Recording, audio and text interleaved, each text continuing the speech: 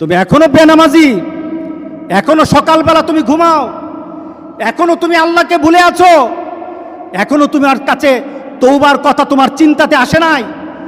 তুমি অনেক কিছু হতে পারো, তুমি মুসলমানের কাতারে থাকবা না। তুমি অনেক কিছু হতে পারো, তুমি ইসলামের কাতারে থাকবা না। যারা নামাজ পড়ো না, তুমি টের পাও না, মসজিদের দরজা তোমার জন্য বন্ধ হয়ে যাবে। তুমি মনে রেখে দিও, মসজিদের সাথে তোমার সম্পর্ক তোমার হয় নাই, তুমি জান্নাতের দরজাও তুমি খুলতে পারবা না। নামাজের ব্যাপারে আমাদের কোনো সহজতা নাই, কোনো কম্প্রোমাইজ নাই, কারোর সাথে আমার সম্পর্ক নাই। নামাজ আছে তো সম্পর্ক আছে, নামাজ নাই আল্লাহর সাথে তার সম্পর্ক নাই, আমার সাথে তার কোনো সম্পর্ক নাই।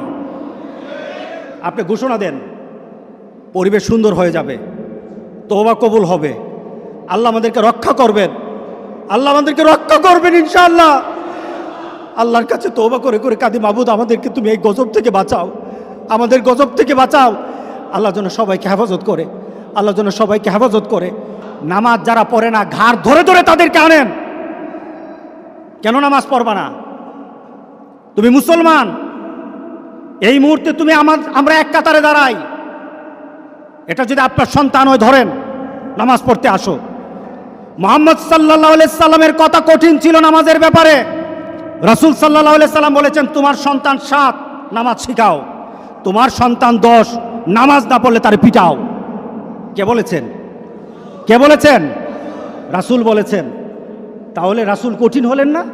নামাজের ব্যাপারে কঠিন না? নামাজের ব্যাপারে আমরা কখনো সহজ হব না। সুতরাং আমার রাসূলের কথা হলো, তওবা তো তখন পর্যন্ত। আমার আল্লাহ বলেছেন, লাইসাতিত তাওবাতু লিল্লাযিনা ইয়ামালুনা সাইয়্যাত। একটা মানুষ পাপ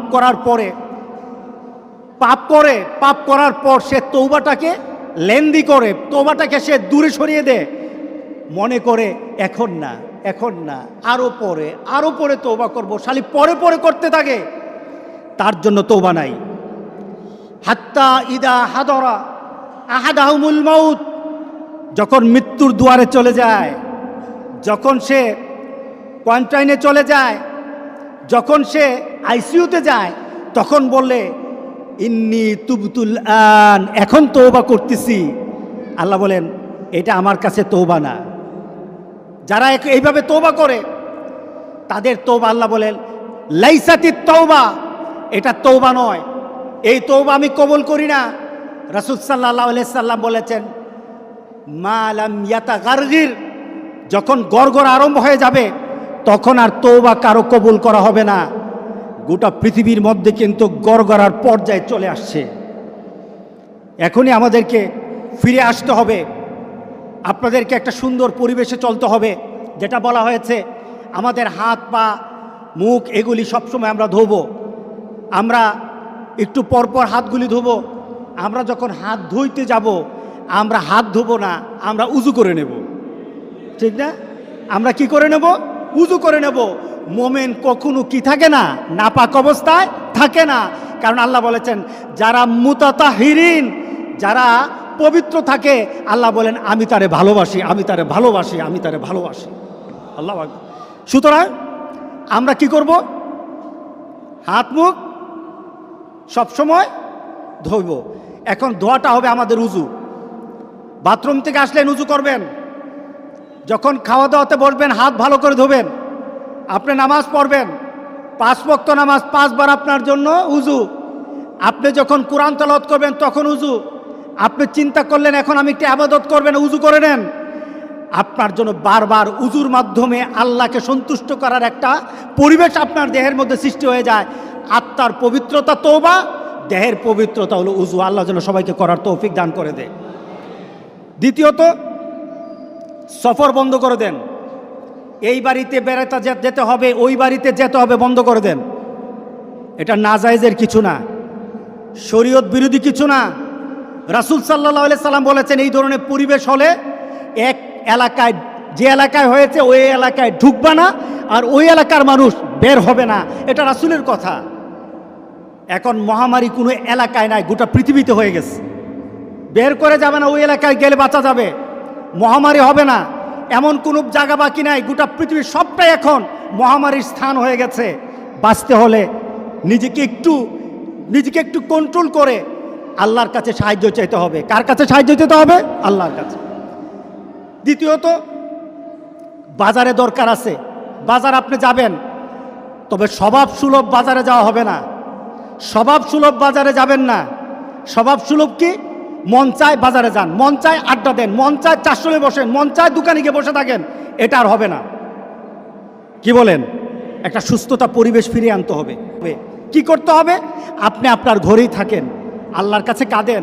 আপনি হেঁটে চড়ে, আপনি বাজারে আড্ডা দিয়ে, আপনি আরেক বাড়িতে গিয়ে আপনি তো তওবা করতে পারবেন না।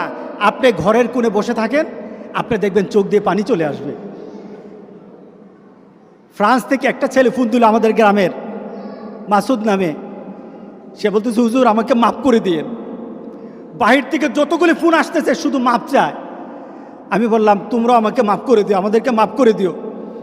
হুজুর ঘরের মধ্যে আটকে আছি, বের হতে পারি না, দরজাটা খুললেই পুলিশ, দরজা খুলে বের হলে পুলিশ ধরে নেয়, ঘর থেকে বের হতে পারি না। একটা চিন্তার মধ্যে পড়ে গেছি। আমি চিন্তা করলাম, এই যে মাপ চাওয়া, তওবা করা, একটা মানসিকতা সৃষ্টি হওয়া ঘরের মধ্যে বসে থাকার কারণে সৃষ্টি হয়েছে। আপনি ঘরে বসে থাকেন, তওবা করেন আল্লাহর দরবারে, এত হাঁটাহাঁটি করবেন না। এটা বাংলাদেশ থেকে, বাংলাদেশ সরকারও এটা আমাদেরকে বলতেছে, কিন্তু আমরা শুনছি না। তৃতীয়ত, একটু আমরা সালাম বিনিময় করব। কি করব বলেন? বলেন কি বিনিময় করব? বেশি বেশি করে সালাম। আসসালামু আলাইকুম, দূর থেকে দেখতেছেন আসসালামু আলাইকুম, দূর থেকে দেখতেছেন আসসালামু আলাইকুম। আপনার উপরে সালামের কারণে জবাব কি আসবে? জবাব কি আসবে বলেন? ওয়ালাইকুম সালাম। পারস্পরিক শান্তি আল্লাহর কাছে কামনা করি সালাম বিনিময়ের মাধ্যমে।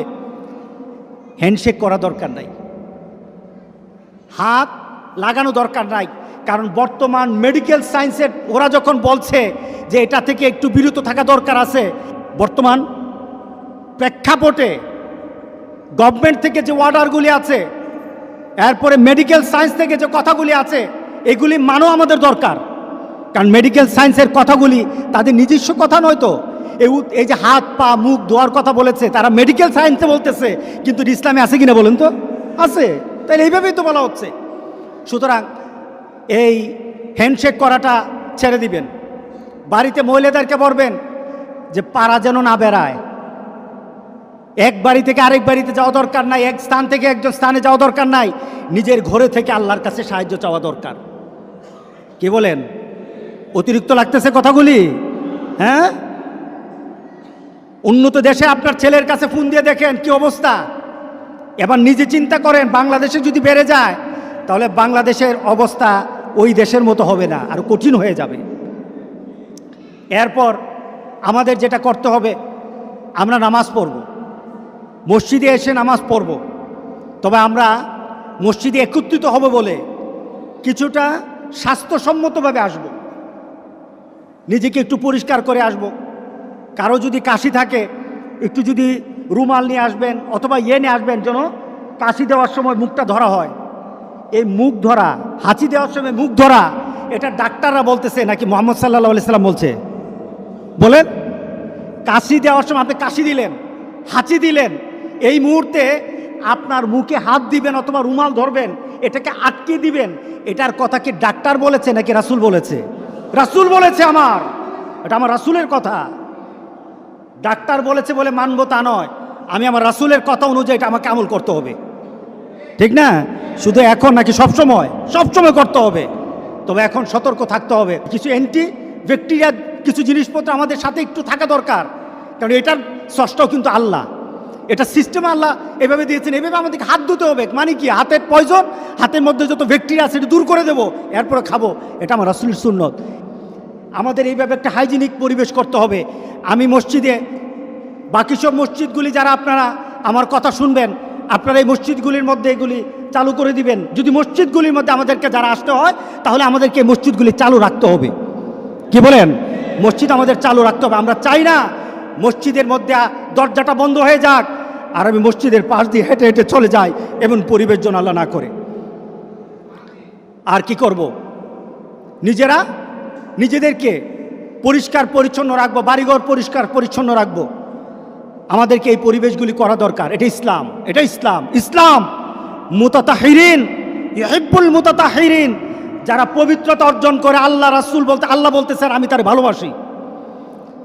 আপনার গোসল সবসময় করবেন, হাত মুখ তো ধোবেনি ইনশাআল্লাহ। আল্লাহ আমাদেরকে এই বিপদ থেকে বাঁচিয়ে দেবেন ইনশাআল্লাহ। বলি আমরা তওবা করব।